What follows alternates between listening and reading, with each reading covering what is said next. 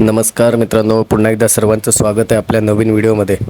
आणि मित्रांनो, तुम्हा सर्वांना माहीतच आहे की द्वादशम हिंदकेसरी बकासूर गेले काही दिवस त्याला पराभव स्वीकारावा लागत आहे. म्हणजे अजूनही अंगावरती गुलाल पडत नाही आहे. प्रयत्न तर खूप होत आहेत, परंतु कधी गटाला हार, कधी सेमीला हार मिळते बकासूरला आपल्या. परंतु मित्रांनो, आत्ता बकासूर नेमका कधी पळणार, कोणत्या मैदानामध्ये पळणार याची उत्सुकता संपूर्ण बैलगाडी क्षेत्राला आहे. तर मित्रांनो, द्वादशम हिंदकेसरी बकासूर आता यापुढे 6 ऑगस्ट रोजी निमसोड फाटीवरती पळताना आपल्याला दिसेल.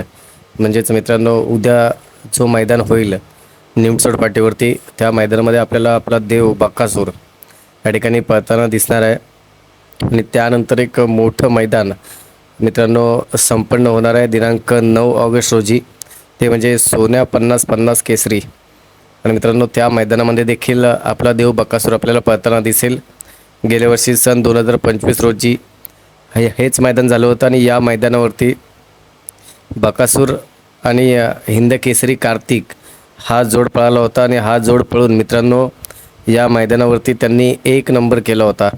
आणि मित्रांनो, या वर्षी देखील बकासूर सज्ज आहे या मैदानावरती पळण्यासाठी. मात्र पायरा कोण असेल हे अजूनही काही स्पष्ट झालं नाही आहे. परंतु मित्रांनो, या 2 मैदानामध्ये बकासूर जोरदार कमबॅक करेल हीच अपेक्षा आहे. आणि देवाकडे प्रार्थना देखील असेल.